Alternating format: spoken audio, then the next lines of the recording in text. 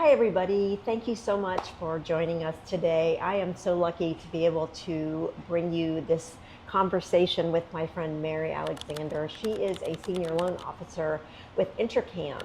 And I've said in multiple videos over the years that Cabo is traditionally a cash market. Yep. And that is something that does make it tough for some people to buy here. But Mary represents Intercam Mortgage, and Mary has some really great products to offer people if they find a house that's, say their budget's $1 million, but they find one for $1.5 million. Like they can get that $1 million house and get the mortgage for the extra $500,000 and get the house that they really love. Yes. So I'm really excited to talk to Mary today. Can you tell us a little bit about Intercam and kind of what Intercam offers and why they got into the mortgage space? Okay. Well, thank you for having me, Kinda. Of course, enjoyed working with you for the past couple of years. I'm really excited to continue to work with you. Thank you. And congratulations on Fin Group. Oh, thank you so much. I know you guys are still fairly new. Congratulations. Yeah, a little over 2 years now, Yes. so it's really exciting. Yeah, a lot of changes are happening. Yes. Well, Intercam, of course, as most people know, is a boutique bank. Okay. We're the #1 bank in all of Mexico for expats. We have a primary customer base is American and Canadian clients. Perfect. And we have approximately 34 locations throughout all of Mexico. Okay. We're targeting primarily the touristy areas. We were just in San Miguel de Allende last Yes. week, and there was an Intercam there. We were so excited. And San Miguel and Merida are actually becoming up-and-coming communities in which expats are purchasing homes. A lot. I have quite a few loan applications right now that we're getting ready to close in those areas of Mexico. Yes. So, Wow. Yes. And then about 2 years ago, after COVID, a lot of people started migrating to Mexico, and a lot of people have started buying property down here. And where there's a demand, the supply must come, right? That's right. So Intercam noticed that there was a demand for mortgages and decided that they were going to offer, it's a very simple loan program, but it's for American and Canadian citizens who are purchasing in Mexico, not just Cabo, but throughout Mexico. Okay. I thought it was only for U.S. citizens, but it's Canadians as well. Yes. Oh, that's so exciting to know. Yes. And as you know, particularly here in the Cabo market, at least 60% of buyers are Canadian. Are Canadian. Yes. Yeah. So is the mortgage kind of structured similarly to what a U.S. citizen or a Canadian might be used to in their country? I think in a lot of ways it is. Question that always comes up when I talk to people: how different is it to purchase in Mexico versus the U.S. or Canada? And I tell them, I think you're going to find about 90% of the experience is very similar to your home country. Yes, you're purchasing in a foreign country. Yes, there are some different, government guidelines that have to be complied with. But for the most part, it's the same. Okay. Something I always share to people: there's 3 key differences between purchasing U.S. and Canada and Mexico. 1, closing times are longer. Yes, very true. They are longer. We're already at 90 days. Yes. So that's a long time for people. They're used to 2 weeks closing. Yeah. So with a mortgage, does that add about another 30 days, or is it? It will add probably, I would say, 4 to 6 weeks. Okay. And the reason why I say that is the title searches can take a little time to come back. But that title search coming back is so important to critical. The buyer. Yeah. And it's protecting the buyer. Right. It's and worth the wait. Exactly. It really it is. Yeah. But it's of course closing times are longer. Okay. Closing costs are substantially higher. Yeah. However, the flip side of that is your property taxes are next to nothing. That's very true. Yeah, you're absolutely right. Some people probably spend more in gas in a month in the U.S. than they would in property taxes here. That's true. And then the third thing is when you're financing, Mexico, we do not finance closing costs. Okay. Closing costs can be anywhere, from 7 to 10% of the purchase price. There's a lot of variables that tie into that. And you can't just kind of put that back into the mortgage, that you have to pay separately. Correct. Yeah. Correct. Okay. So those are the three key differences, though, I think, from a financing perspective. Okay. That from the U.S. and Canada. The other question that I have for you is, say I have a client who is online looking at properties and they're thinking about coming down maybe next month to actually look at properties in person. Should they go ahead and get pre-qualified so that they can, look knowing that they're already qualified, or should they wait until they find a house that they love to get pre-qualified?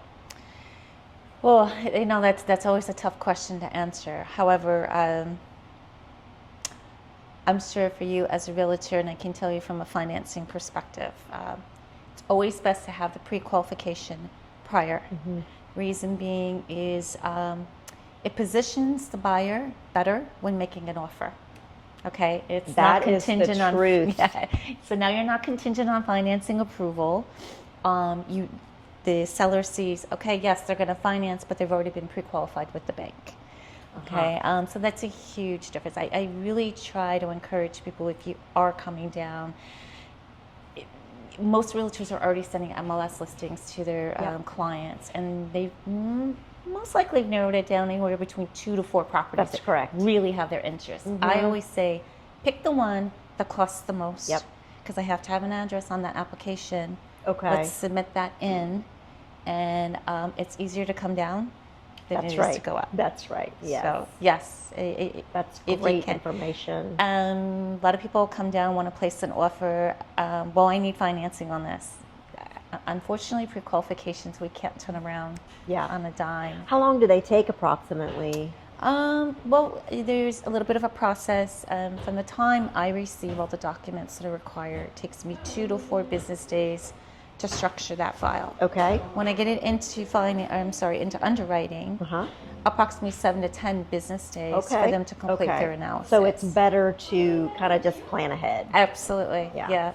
So probably about 2.5, 3 weeks. Okay. Yeah. And what does the pre-qual process look like? Can you walk us through how people will, let's say, that was brilliant, like pick the property that costs the most, say, okay, we're going to use this address, and then what do they do? Do they have an application? What does that look like?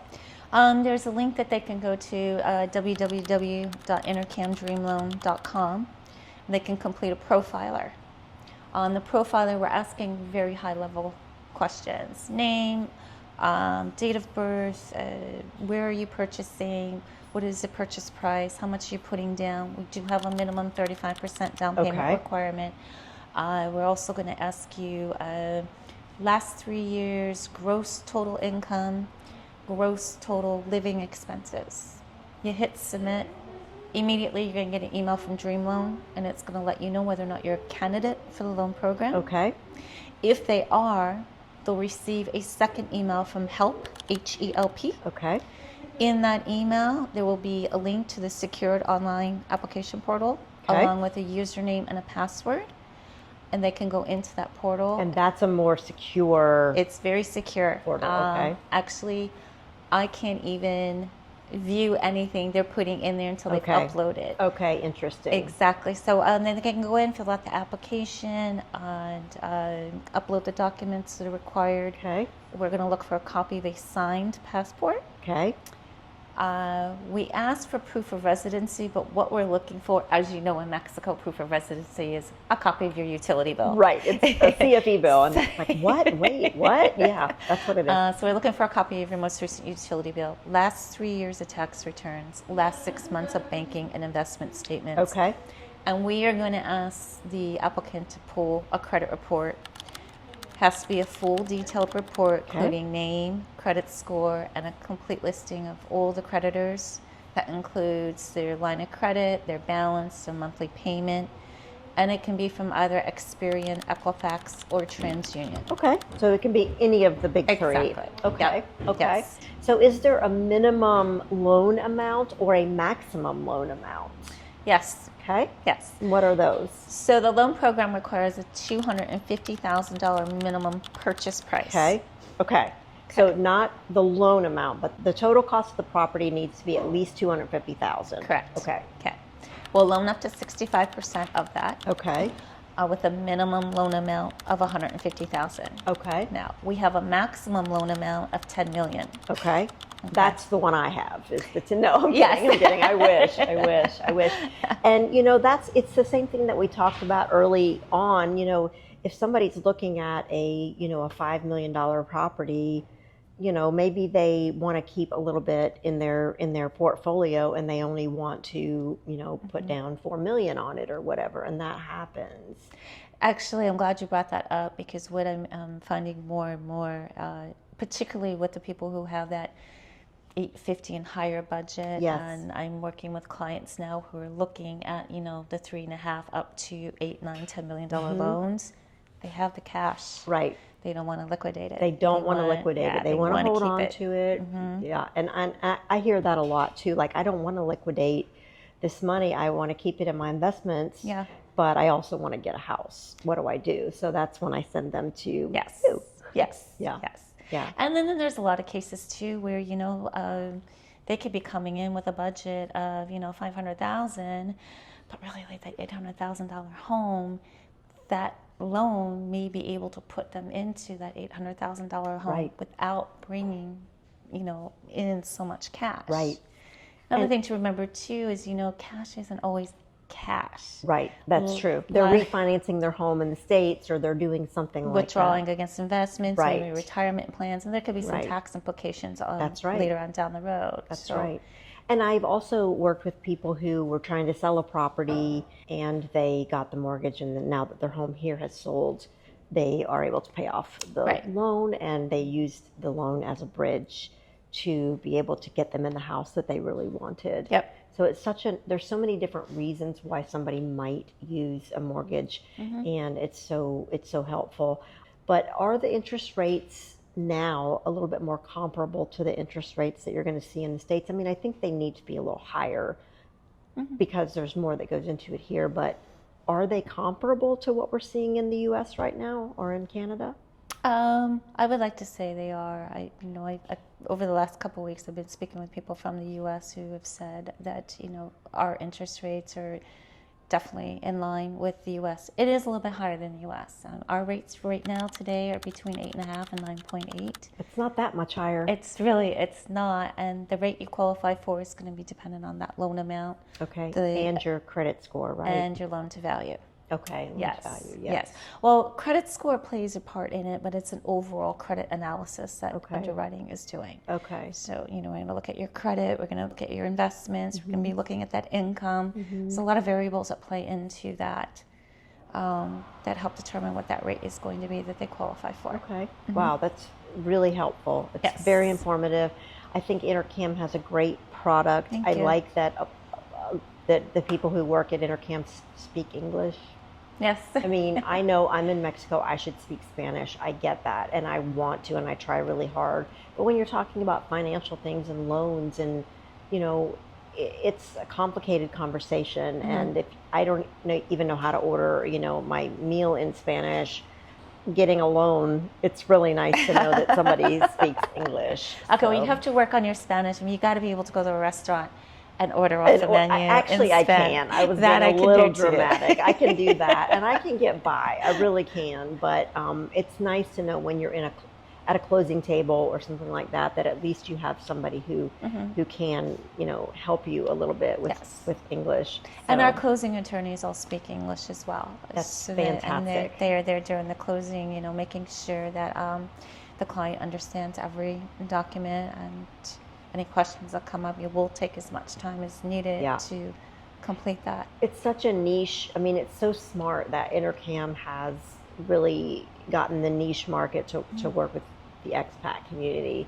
Yes. It's really smart. Yes. And I'm so glad that they have a loan program now that people can work with. And I'm really grateful that I've gotten to know you, and I feel really good about it. So if you have any questions for Mary or for Intercam, you can just leave them in the comments below. I can get these questions to her, and she can answer them for you. So she's very knowledgeable about the product and about the process. And we're so lucky that you took the time to do this video with us today. She's very busy. So Thank you so much for having me. Thank you. Really You're appreciate welcome. it. And thank you so much for watching. Have a great day. Bye.